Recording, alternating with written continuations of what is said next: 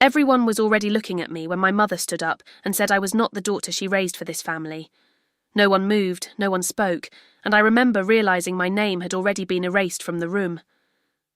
I looked around the table, expecting someone to correct her, but my father lowered his eyes. My brother kept eating, and the guests pretended they had not heard a word. I was still standing with my invitation in my hand, but no one offered me a seat, and no one told me what I already understood tonight here. I still remember thinking that silence in that house had always been treated like agreement, and I had mistaken my own silence for safety for too long. But in that moment, standing alone with the mirror and the closed door, I understood that silence was never protection. It was participation, and I had been participating in my own disappearance without realizing it. I opened the bathroom door, slowly, knowing that nothing outside had changed, but something inside me had already started to move in a direction I could not ignore anymore, and I would never sit quietly again the same way as before. I did not leave that night.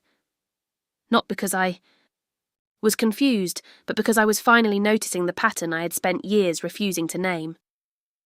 In that house, love was never given directly. It was distributed like approval based on performance timing and how well I matched the version of me they could present to others. As a child, I learned early that my place in the room depended on usefulness. If I was easy, I was included. If I asked questions, I became difficult. If I needed comfort, I became a problem that needed managing. My mother called it raising standards. My father called it keeping peace. I called it normal because I had nothing else to compare it to. There were moments I used to think were small, but now I see them differently. My graduation dinner, where my achievement was discussed. Less than the guest list. My birthday that was moved twice because someone more important had a conflict. My decisions always framed as phases, never as permanence. Even my successes felt borrowed, like I had achieved them in a space that was never fully mine. The worst part was that I adapted. I learned how to shrink without making it obvious. I learned how to agree before being asked. I learned how to smile when something hurt, because reactions were always evaluated more than emotions. Over time I stopped noticing when I was being excluded, because I had already learned how to exclude myself in advance. That night at the table was not the beginning. It was the confirmation. My mother did not suddenly become cruel. She simply stopped pretending. I was necessary in the story she was telling. My father did not suddenly become silent. He had always been silent when silence cost him the least. My brother did not suddenly ignore me. He had simply followed the same logic our family had always used: stay where it is comfortable, do not disrupt what already works. What I had mistaken for family was actually a system, and I had been one of its adjustable parts. I remember walking outside after everyone stopped talking, standing near the driveway, listening to the house continue without me. A laugh from inside, the sound of chairs shifting, a door closing softly, like I was already on the other side of something final. No one followed me, no one called my name, and strangely that was the first moment I felt clarity instead of pain, because if I could be erased that easily in front of witnesses, then I had never been as present in that family, as I believed I had only been tolerated when convenient and corrected when inconvenient. I sat in my car without starting it, hands on the steering wheel, not crying, just understanding. There was no dramatic decision in that moment, no sudden escape, only recognition. The kind that arrives quietly and does not leave room for negotiation. I finally understood that I had been trying to earn something that was never being offered freely.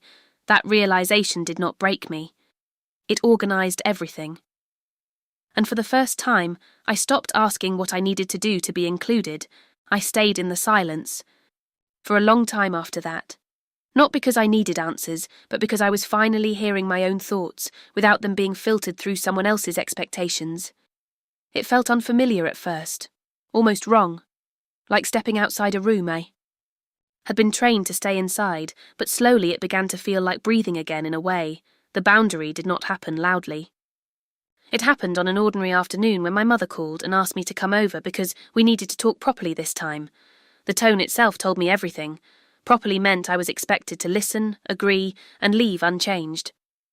I had spent years walking into those conversations hoping for fairness, but that day I drove knowing something in me had already stopped negotiating. They were already seated when I arrived.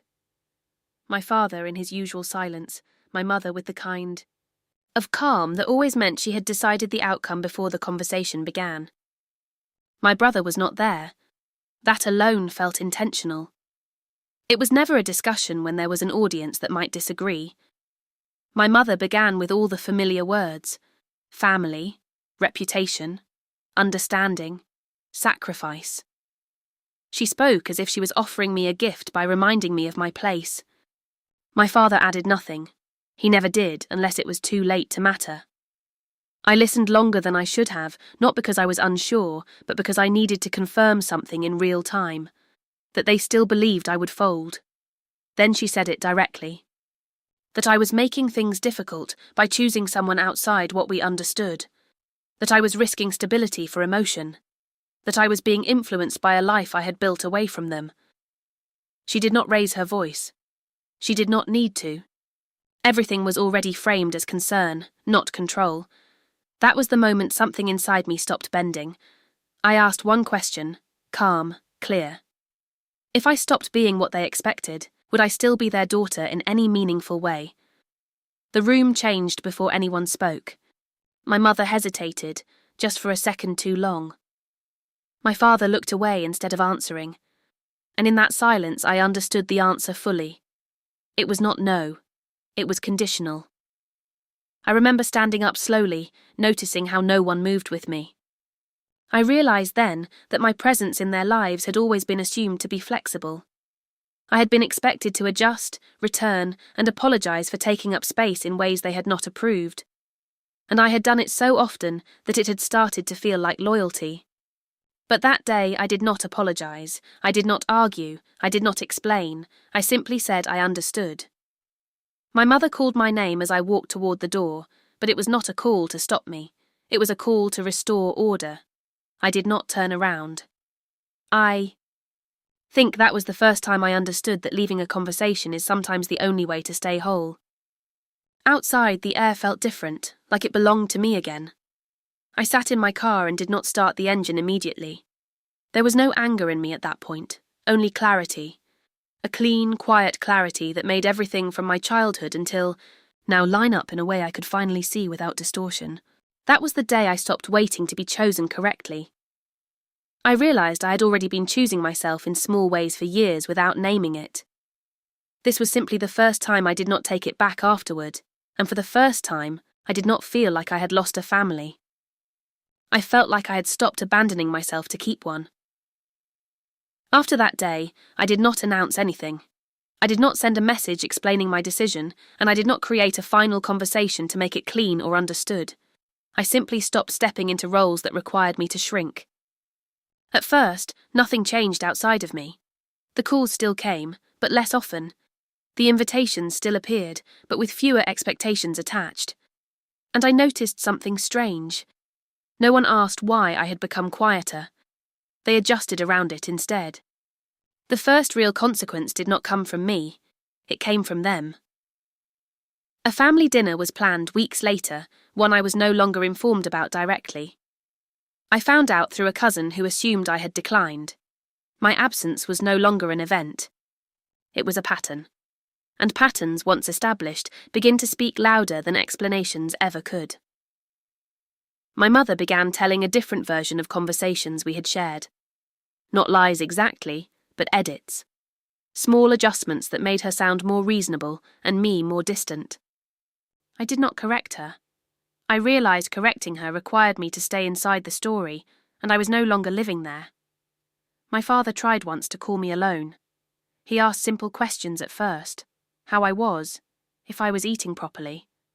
Then he paused, in the middle of a sentence, and admitted he did not know how to fix what had happened. For the first time I believed him. Not because he had changed, but because I had.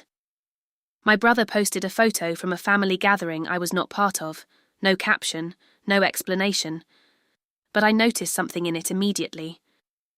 The empty space where I would have been was not mentioned, but it was visible in a way that could not be ignored. That was when I understood that absence does not need to be pointed out to be noticed.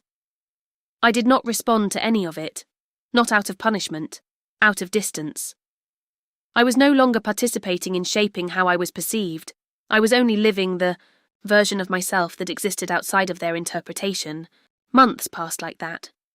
Quietly. Without confrontation. Without closure conversations. And slowly, something shifted in ways I did not control. The need to justify my choices disappeared. The anxiety of being misunderstood softened.